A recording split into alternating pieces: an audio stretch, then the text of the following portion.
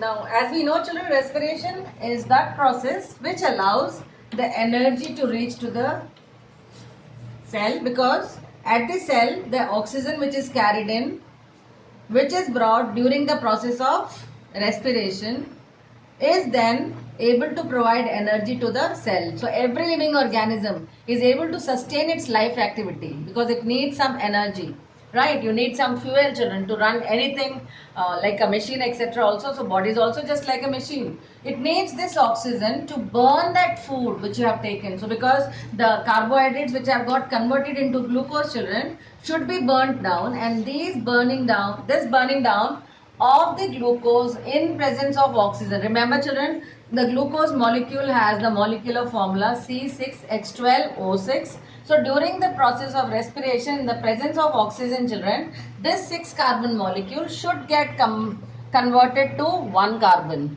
When 6 carbon atom, the 6 carbon molecule gets converted into say one single carbon atom, children, all that energy which is stored between these. See, during the process of photosynthesis, sunlight has got trapped into the binding here, which made this C6H12O6 to become a big, large molecule. And this glucose is why a very good source of energy. But it needs to be burned down, for which you need oxygen. And this oxygen is brought inside by a process called as respiration. Of course, a part of it which is called as breathing. Now, breathing is just a physical process which is a part of respiration, but it cannot be called as respiration. The reason behind it, children, breathing is merely, suppose this is your nostril, children. Breathing is merely bringing down inside oxygen and giving out carbon dioxide. So it is just an exchange of gas. No internal organs are involved. The oxygen which makes its entry enters into the lungs, and further it gets carried by various processes, and then it becomes a respiration here, because that will be involving many of the steps. So breathing is merely an exchange of gases, but the breathing consists of 2 main steps, children. During breathing, because when you take in oxygen and give out carbon dioxide, right, this happens in 2 steps.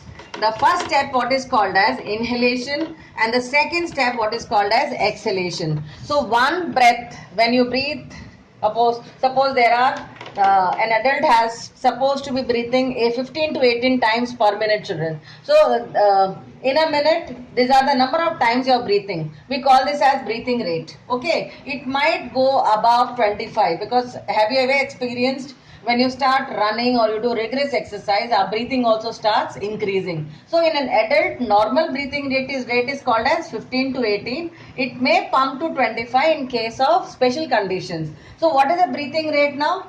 One particular breath, which consists of an inhalation and the exhalation, is called as one breath.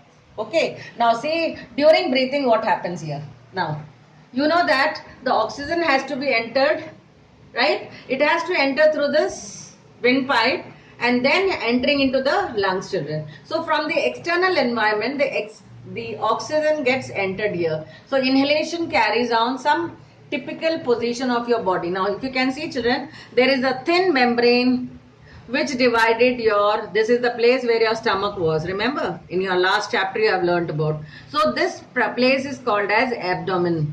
This abdominal cavity is separated from this place is called as chest cavity. The lungs are present in the chest cavity. A thin membrane divides this cavity into 2. So this diaphragm changes its position while you are inhaling. Try to inhale, children. Now breathe in. You will find that your chest will rise. When the chest rises, why does it rise, children? To create lot of space inside this chest cavity so that the lungs will expand.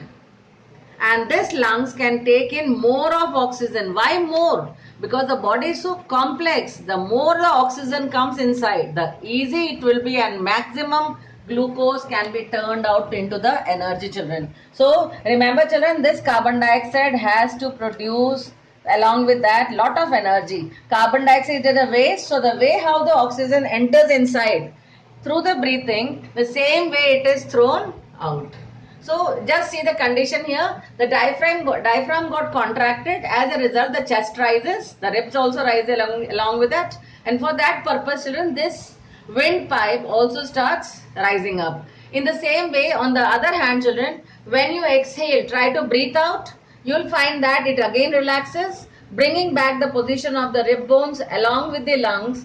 And this way the contraction happens and the carbon dioxide gets exit from the body, right? So that's what is called as breathing, and breathing is just a physical process which can be called as a part of oxygen. It is because this is breathing which brings in oxygen. Once it is brought, children, then it enters into the windpipe and enters through the lungs, which we'll be learning in the next session. So what you all have to understand is a respiration is a process in which a chemical oxidation takes place, which means presence of oxygen will allow this glucose molecule to get burned down completely. Why there is energy produced in large number? Because I told you that as long as 6 carbon atom gets converted into one single carbon, all those carbon atoms will release energy, and that energy is utilized by the cell in your body. But now let us talk about this. Respiration may not be same for all organisms, children, because there are many organisms who are single cell, okay, and the organisms also might be found in different habitats. There are some places on earth where there is no oxygen, right? You may question yourself, which are those places where there is no oxygen supply, children? There are some places down the earth where there is no oxygen supply reaching, but we find the organisms are found in every place. So what about those organisms? So this respiration can be further divided into two kinds, children. This respiration can be of two kinds. One in the presence of oxygen,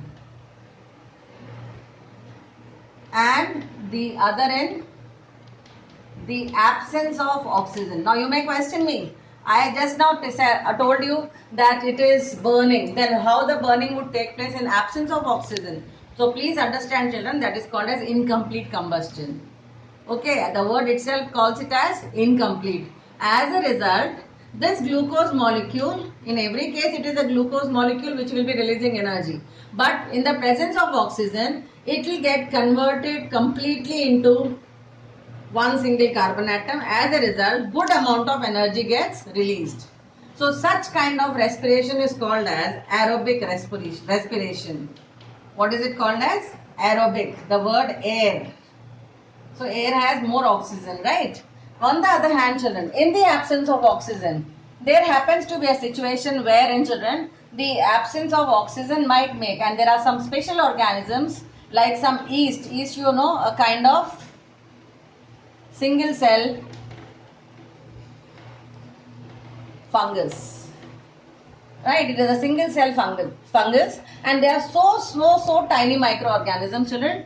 Their process happens to be, the way how they get energy is always in the absence of oxygen. Of course, they can respire even in the presence of oxygen. But then, children, the yeast has the quality of taking in its energy by absence of oxygen also, which happens to be one very important process which it actually yields to us, which we call it as fermentation.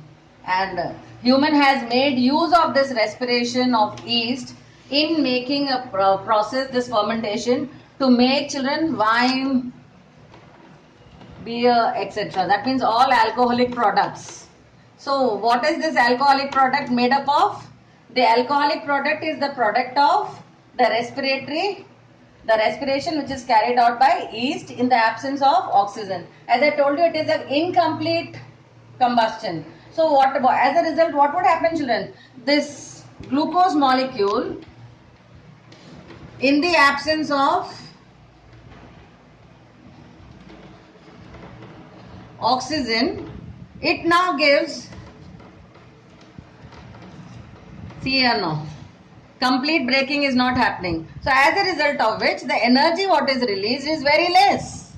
But that is not a problem at all, because the yeast are known to be very, very small organism. For them, this amount of energy is sufficient enough to bear their living activities. Okay, but in the absence of oxygen, even in our body, children, there is a condition which might happen, and that happens when we have a special condition, children. The anaerobic respiration may happen in your body, which we can call as cramp. Now this cramp occurs because of muscles. Now why does the muscle cramp, children? The muscles are also cells, right? The cells of the muscles also are cell, and a cell requires continuous supply of glucose to burn down and get energy. So imagine, children, when there is a very less amount of oxygen reaching to the muscle cell, right? Though the nutrients are present, but it cannot burn down the glucose in a complete amount, as a result of which it would produce now a product what is called as lactic acid. Not like yeast, it would produce the alcohol. Okay, it will not produce alcohol. This is a product which is produced by the process of fermentation. But in anaerobic condition, in case of human children, when the oxygen supply is less to the muscle cells, then a product called as lactic acid is produced in the muscles. So it does not allow the complete breakdown, as you find, from 6 carbon atom to single carbon atom. So in that case, what would happen? The muscles start, you can call it as the muscles stop functioning. So you feel as if you are struck. Sometimes when you are doing rigorous running, children, when you are running very rigorously, and you come across that as if something is catching your calf muscles, right? Or some part of the hands where the muscles remain stiff. That stiffness is because there is a lack of oxygen. But it happens luckily for a very little amount of time. So these muscle cramps are just for a quite less amount of time, because while a muscle cramp occurs, children, you must have observed, you try to rub it, that place is rubbed, okay, or it is added with some hot water.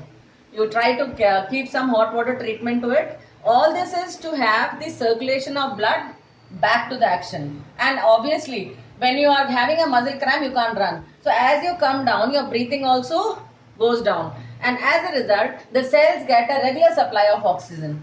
That's the reason, quite, children, very easily you should understand that why do we breathe faster when you are running? Why do we breathe faster?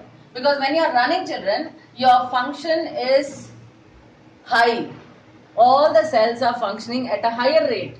Their requirement also will be higher. So to make that requirement meet, you breathe very fast so that more oxygen can be brought inside. More the oxygen, more the glucose gets burned, more energy, and more the energy, the cell can function very effectively. So in that case, if such a case in a muscle, if this oxygen is not reaching to the required amount, so it might build up a kind of stiffness, and that's what is called as muscle cramp. So athletes usually suffer from them, some of them, because of this condition, children. So lactic acid is just for some time, for some time. After you have rubbed it, children, what happens here is the rubbing would make the improvement in the circulation, and the oxygen needed for developing this lactic acid conversion back to the single carbon atom, that is done, and it is finally able to release that cramp. Thank you.